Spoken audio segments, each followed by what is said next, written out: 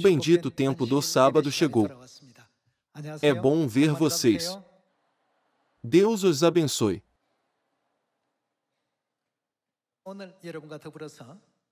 Hoje, vamos tomar um tempo para estudarmos juntos a palavra de Deus com o sermão intitulado Quem sou eu?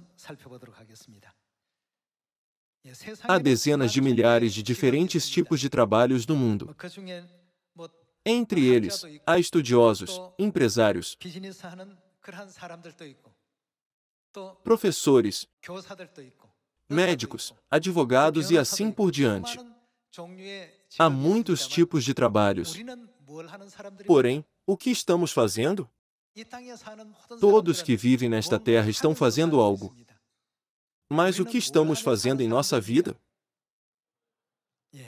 Hoje, precisamos pedir ajuda a Deus sobre esse assunto através das palavras dadas a nós pela Bíblia.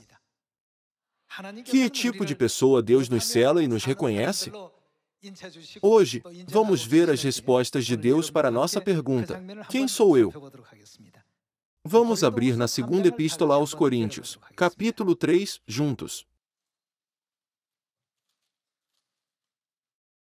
Vamos analisar o ensinamento na segunda epístola aos Coríntios, capítulo 3, versículo 6. Está escrito: o qual nos habilitou para sermos, que tipo de ministros nós somos, ministros de uma nova aliança. Podemos confirmar quem somos na segunda epístola aos Coríntios, capítulo 3. Esse é o tipo de obra e a missão que foi confiada a nós por Deus. Por toda a obra de redenção de Deus, Deus nos permitiu nascer na última época, a época do Espírito Santo, e nos chamou como ministros da nova aliança. Vamos continuar entendendo esse assunto através de outra cena na Bíblia. Vamos para a segunda epístola a Timóteo, capítulo 4, versículo 5. Vejamos o capítulo 4, versículo 5. Tu, porém, sê sóbrio em todas as coisas, suporta as aflições, faz o trabalho de um evangelista, cumpre cabalmente o teu ministério. Na segunda epístola aos Coríntios, capítulo 3, e também na segunda epístola a Timóteo, capítulo 4, Deus claramente mostrou a missão e a obra que devemos realizar. Vamos para o livro de Atos, capítulo 1. Vamos ver o livro de Atos, capítulo 1.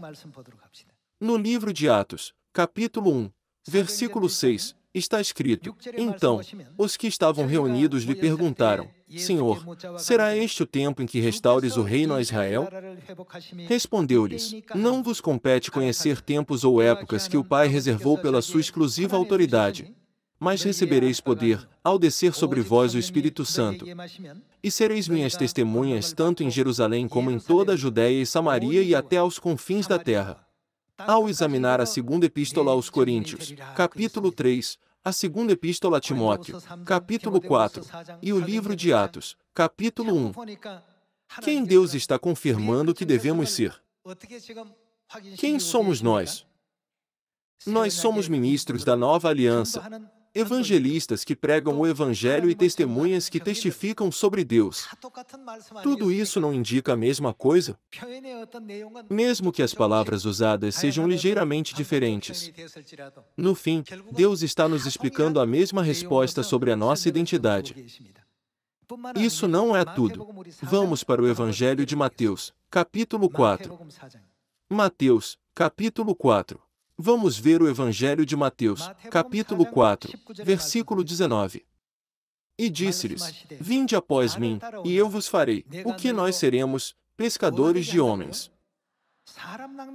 Através da segunda epístola aos Coríntios, capítulo 3, segunda epístola a Timóteo, capítulo 4, Atos, capítulo 1 e Mateus, capítulo 4, podemos descobrir que tipo de pessoas os filhos de Deus devem ser na última época do Espírito Santo. Deus continua a transmitir a mesma mensagem através de várias expressões. Vocês não conseguem entender? Pescadores de homens, minhas testemunhas, trabalho de evangelista e ministros da nova aliança. Irmãos e irmãs, eles são diferentes? Eles são todos iguais.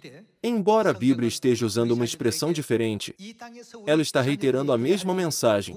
O que devemos fazer como filhos de Deus nesta terra? Quando Deus disse, ministros da nova aliança, nós não entendemos. Quando Deus disse, o trabalho de um evangelista, nós ainda não entendemos. Quando Deus disse, minhas testemunhas, nós ainda não entendemos. É por isso que Deus até usou a expressão poética, pescadores de homens. Porém, ainda não entendemos. É por isso que Deus chamou o profeta Ezequiel e enfatizou mais uma vez o que devemos fazer nesta terra. Vamos para o livro de Ezequiel, capítulo 3. Vamos ver o livro de Ezequiel, capítulo 3, versículo 17. No capítulo 3, versículo 17, está escrito: Filho do homem, eu te dei por o quê? Atalaia sobre a casa de Israel. Já que não entendemos, Deus até usou o termo batalaia, que é um termo militar, para nos explicar. Quando nos perguntamos o que nós, os filhos celestiais, devemos fazer nesta última época, a resposta de Deus é ministros da nova aliança, o trabalho de um evangelista, minhas testemunhas, pescadores de homens e atalaia. Irmãos e irmãs, eles são diferentes uns dos outros? Eles são todos iguais. Assim, devemos realizar o trabalho de um evangelista e nos tornar pescadores de homens, testemunhas de Deus e ministros da nova aliança. Por esse motivo, eu espero que possamos andar no caminho da fé e do evangelho, no qual ninguém se arrependerá. Além disso, enquanto pregamos o evangelho, devemos aprender, compreender e sentir o quanto o Pai e a Mãe celestiais trabalharam para salvar seus filhos nesta terra. Não devemos poder experimentar todo o caminho que Deus andou por nós? Somente então, podemos compreender que o Pai e a Mãe celestiais se esforçaram para nos salvar e nos dar o perdão de pecados. Eles deixaram a glória do céu para trás por seus filhos e se sujeitaram a esse trabalho árduo, apenas por seus filhos. Quando voltarmos ao reino dos céus, entenderemos tudo. Por esse motivo, Deus está nos dizendo: eu vos constituí ministros da nova aliança. Faze o trabalho de um evangelista. Sereis minhas testemunhas. Eu vos fiz pescadores de homens. Eu te constituí por atalaia. Para aqueles que ainda não entendem, mesmo sendo chamados de atalaias, Deus usou uma expressão mais simples na segunda epístola a Timóteo, capítulo 4. Vamos para a segunda epístola a Timóteo, capítulo 4. Vejamos a segunda epístola a Timóteo, capítulo 4, versículo 1. Vejamos o capítulo 4, versículo 1. Conjuro-te, perante Deus e Cristo Jesus, que há de julgar vivos e mortos, pela sua manifestação e pelo seu reino. O que devemos fazer? Prega a palavra, insta, quer seja oportuno, quer não. Entre os ensinamentos que Deus nos deu está o caminho da verdade chamado pregar a palavra. Devemos entender que isso tem um significado importante. Corrige, repreende, exorta com toda a longanimidade e doutrina. Pois haverá tempo em que não suportarão a sã doutrina, pelo contrário, cercar-se-ão de mestres segundo as suas próprias cobiças, como que sentindo coceira nos ouvidos, e se recusarão a dar ouvidos à verdade, entregando-se às fábulas. Versículo 5. Tu, porém, sê sóbrio em todas as coisas, suporta as aflições. O que devemos fazer? Faze o trabalho de um evangelista, cumpre cabalmente o teu ministério. Cristo tomou nossos pecados sobre si e foi crucificado para o benefício de toda a humanidade, fazendo o sacrifício final. Portanto, nós também devemos nos esforçar para beneficiar o mundo e guiar toda a humanidade ao reino dos céus, seguindo o exemplo de Deus.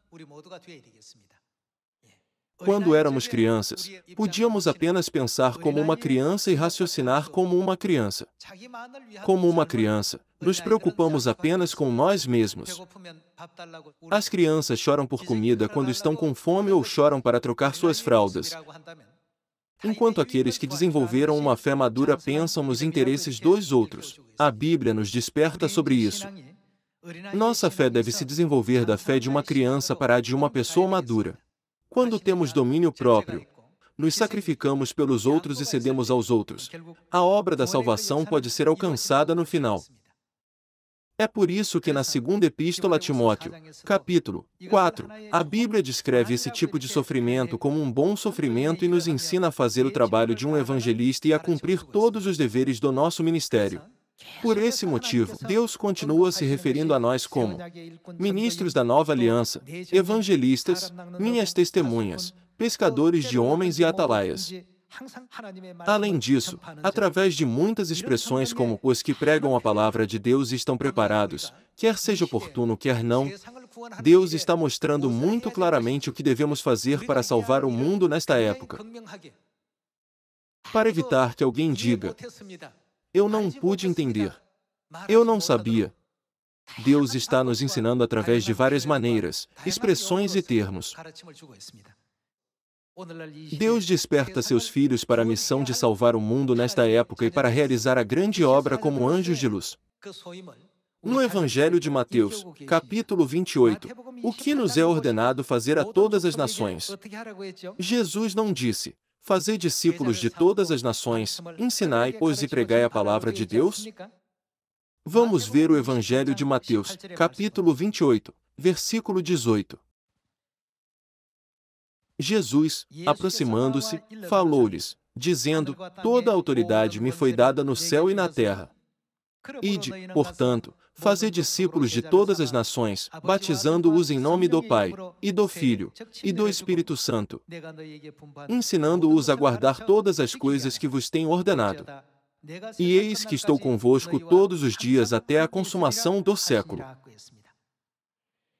Cristo também nos lembrou que pregar o Evangelho é como passar pela dor do parto, o que significa que não é fácil. Deus sabe melhor do que ninguém que a obra de pregar o Evangelho não é algo simples ou fácil. Então, por que Ele nos pediu para fazer essa obra desafiadora? Quando olhamos para a vida de Cristo, Cristo também viveu uma vida que foi dedicada a salvar a nós, pecadores. Se ele tivesse permanecido no céu, ele teria sido glorificado e não teria que ser repreendido, caluniado ou insultado como foi nesta terra. Porém, ele suportou todos esses insultos porque era a única maneira de dar aos seus filhos o perdão de pecados que poderia salvá-los. Deus amou e cuidou dos seus filhos muito mais do que a si mesmo. Ele não escolheu esse caminho por causa do seu profundo amor por nós? No processo de pregar o Evangelho às pobres almas que estão morrendo sem saber nada, Deus nos permitiu participar de um caminho de bons sofrimentos. Essa é a missão de pregar o Evangelho. Em outras palavras, Deus confiou o caminho mais bonito aos seus filhos. Vamos para o Evangelho de Marcos, capítulo 16. No versículo 15, Jesus disse, ide por todo o mundo e, o que devemos fazer? Pregai o Evangelho a toda criatura. Irmãos e irmãs, há apenas uma coisa que Deus deseja e nos ordena fazer. Deus continuamente nos ensina essa mensagem através de incontáveis expressões de vários profetas para que possamos viver uma vida sem remorsos quando voltarmos ao reino dos céus. Deus está nos despertando sobre o que devemos fazer nesta terra para que possamos nos preparar para essa vida. Alguns podem dizer, na minha vida nesta terra, eu tenho vivido sem propósito. Eu nem sabia o que fazer. Não podemos dar essas desculpas quando formos ao céu. Por quê? Como temos estudado até agora, Deus claramente nos mostrou a sua vontade e ensinou o caminho para os seus filhos serem abençoados. Portanto, não devemos tratar levianamente o que ele nos ensinou. Nenhum de nós deve falhar em ouvir, entender e compreender suas solenes palavras. Ainda há muitas pessoas ao nosso redor que estão esperando pelo Evangelho. Muitos deles ainda não voltaram para Sião porque não ouviram o Evangelho. Portanto, o que Deus nos disse para fazer? Não está escrito que devemos ir até eles e pregar a eles? Portanto, qual é a nossa missão? Quando Deus nos deu a missão nesta terra, Ele nos chamou de ministros da nova aliança. Deus também nos chamou de evangelistas e minhas testemunhas. Ele até nos deu o título de pescadores de homens, atalaias, aqueles que pregam a palavra, e aqueles que batizam em nome do Pai, e do Filho, e do Espírito Santo. Ele também explicou que somos aqueles que vão ao mundo e pregam o Evangelho a todas as pessoas. Portanto, eu creio que a vida cheia de pregação é considerada como um dos aspectos mais importantes do nosso Evangelho e da nossa vida de fé. Vamos ver o Evangelho de Marcos, capítulo 1, juntos. Vejamos o versículo 35. Tendo se levantado alta madrugada, saiu, foi para um lugar deserto e ali orava. Procuravam-no diligentemente Simão e os que com ele estavam. Tendo-o encontrado, lhe disseram: todos te buscam. Jesus, porém, lhes disse: vamos a outros lugares, às povoações vizinhas, a fim de que eu pregue também ali, pois para isso é que eu vim. A vida de Cristo foi exclusivamente dedicada à pregação. Não haveria razão para ele enfrentar perseguição e calúnia, ou até mesmo tentar despertar aqueles que não estão dispostos a ouvir, se fosse apenas para sua própria satisfação. Há muitas dificuldades enquanto pregamos. Nós até enfrentamos severa perseguição quando encontramos aqueles que estão contra nós. Porém, Cristo nos desperta ao dizer: é por isso que eu vim a esta terra. Pregar é o caminho que Deus escolheu, não apenas para dar alegria e felicidade para si mesmo, mas para dar alegria e felicidade para toda a humanidade e para dar a eles um futuro brilhante. Esse é o caminho da verdade que devemos seguir. Irmãos e irmãs, se tomarmos um momento para digerir completamente tudo isso, podemos compreender como Deus nos despertou para entendermos quem realmente somos através de vários profetas. Além disso, podemos compreender como Ele claramente nos ensinou o que devemos fazer nesta época do Espírito Santo. Deus nos disse para cumprir a nossa missão, quer seja oportuno ou não. Ele disse que nunca nos arrependeremos disso. Não devemos ser aqueles que sabem como obedecer e seguir todas as palavras de Deus? Assim, Deus nos concedeu títulos como ministros da nova aliança, evangelistas, minhas testemunhas, pescadores de homens e atalaias. Para quem Deus dá esses títulos? Eles são dados apenas para aqueles que são aprovados por Deus. Esses são os melhores títulos do mundo espiritual. Vamos para a primeira epístola aos Tessalonicenses, capítulo 2. Na primeira epístola aos Tessalonicenses, capítulo 2, versículo 3. Pois a nossa exortação não procede de engano, nem de impureza, nem se baseia em dolo. Pelo contrário, visto que fomos aprovados por Deus, fomos aprovados a ponto de nos confiar Ele o Evangelho. Assim falamos, não para que agrademos a homens, e sim a Deus, que prova o nosso coração. A fim de agradarmos a Deus, o que Deus nos confiou? Ele nos pediu para pregar o Evangelho. Então, como Deus nos considera? Ele disse que somos pecadores sem esperança? Embora sejamos pecadores, Deus nos aprovou e nos considerou como os mais justos. Nos dias de Noé, quando Deus julgou o mundo com água, Ele escolheu Noé porque o considerou como o homem mais justo. Assim, antes de punir todas as pessoas ímpias naquele tempo, Deus não o nomeou como mensageiro e evangelista para entregar a sua mensagem a eles? Na Bíblia, ele foi referido como alguém que era justo. Para nós também, Deus nos considerou os mais justos. Entre 8 bilhões de pessoas, Deus nos concedeu tais títulos de glória que apenas as pessoas mais justas podem receber: ministros da nova aliança, evangelistas, testemunhas de Deus, pescadores de homens, atalaias e os que pregam a palavra de Deus. A Bíblia diz que Deus nunca dá tais títulos a alguém que Ele não considera justo. É por isso que Deus confiou o Evangelho àqueles com esses títulos. Eles são justos, confiáveis e fiéis. Já que Deus confia em nós dessa forma, nunca devemos trair a sua confiança em nós. Devemos ser fiéis a Deus. Já que Deus confiou em nós e nos nomeou como ministros da nova aliança, como evangelistas e como testemunhas de Deus, todos nós devemos nos tornar os fiéis filhos de Sião. Vamos para mais um versículo na primeira epístola a Timóteo, capítulo 1. Primeira epístola a Timóteo, capítulo 1. Vamos ver o ensinamento de Deus no versículo 12. Sou grato para com aquele que me fortaleceu, Cristo Jesus, nosso Senhor, que me considerou, o que, fiel, já que Ele nos considera fiéis. O que Ele fez, designando-me para o ministério. Que tipo de ministério, ou seja, que posição Ele nos designou? Deus confiou a nós as posições de ministros da nova aliança, suas testemunhas e evangelistas.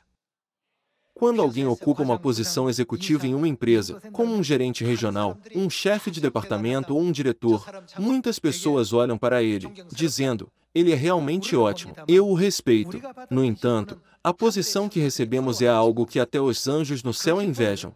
Está escrito que Deus nos considerou fiéis, nos nomeando para tais posições. Vejamos o versículo 13. A mim, que, noutro tempo, era blasfemo, e perseguidor, e insolente, mas obtive misericórdia, pois o fiz na ignorância, na incredulidade. Quando o apóstolo Paulo não conhecia Deus, ele tomou a iniciativa de prender o povo de Deus.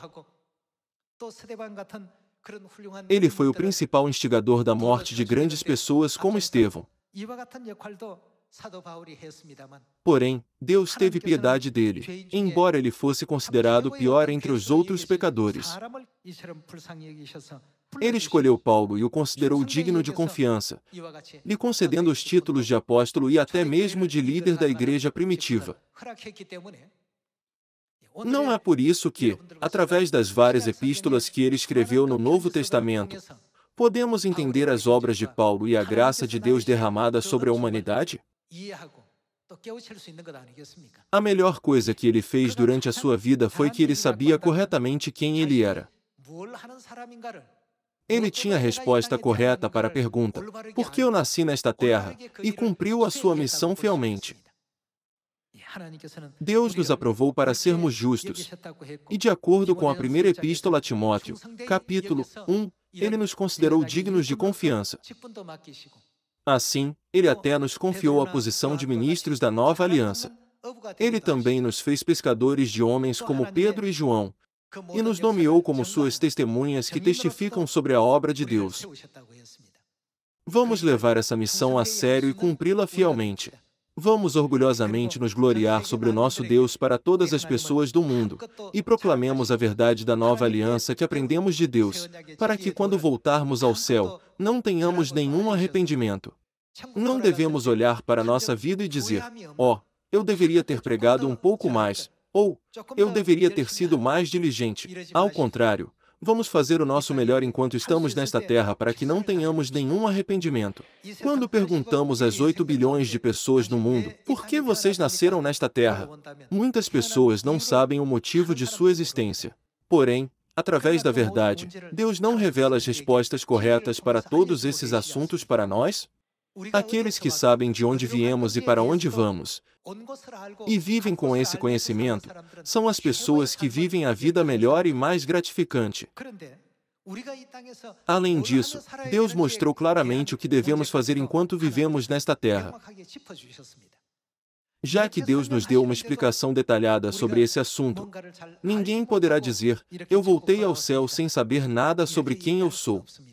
Deus claramente nos ensinou sobre a nossa verdadeira identidade. Foi Deus quem nos disse para sermos ministros da nova aliança. Ele também nos ensinou que pecamos no céu e fomos expulsos a esta terra, e que podemos voltar ao nosso lar celestial quando recebermos o perdão de pecados. Deus nos disse para pregar a sua promessa às pessoas do mundo através da qual podemos receber o perdão de pecados e ir ao reino dos céus. Se eles aceitam a verdade ou não, é com eles.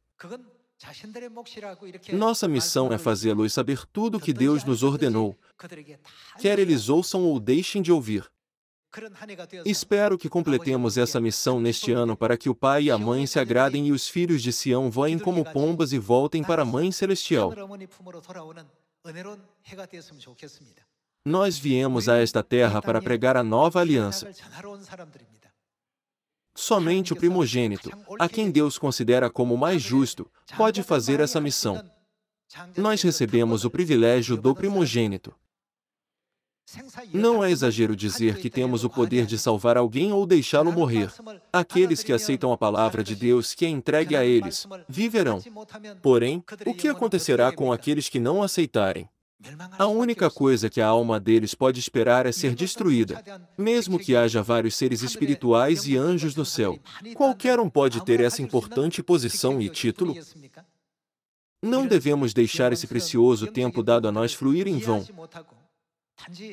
vivendo nesta terra sem rumo e sem entender esses gloriosos aspectos espirituais dessa vida. Vamos preencher o nosso tempo com momentos importantes e frutíferos, para que possamos dar alegria ao Pai e à Mãe celestiais. Vamos pensar sobre mais uma coisa. Quem na família sofreria mais se uma criança se perdesse? Se houvesse um pai, uma mãe, um irmão mais velho, uma irmã mais velha e um irmão mais novo, quem sofreria maior dor? Você está certo. É a mãe. Então, se a criança perdida fosse encontrada de novo, quem teria maior alegria? Seria a mãe. É claro, o pai e os irmãos ficariam felizes também. Quem não ficaria feliz em encontrar a criança perdida? No entanto, a mãe é aquela que experimenta a maior tristeza e alegria. Então, vocês não querem dar grande alegria para a Mãe Celestial? Vamos todos fazer o nosso melhor para dar alegria tanto para a mãe quanto para o pai também. Além disso, vamos dar muita alegria para a nossa amada família celestial. Esperando que este ano seja cheio de alegria, eu gostaria de concluir o sermão de hoje. Muito obrigado.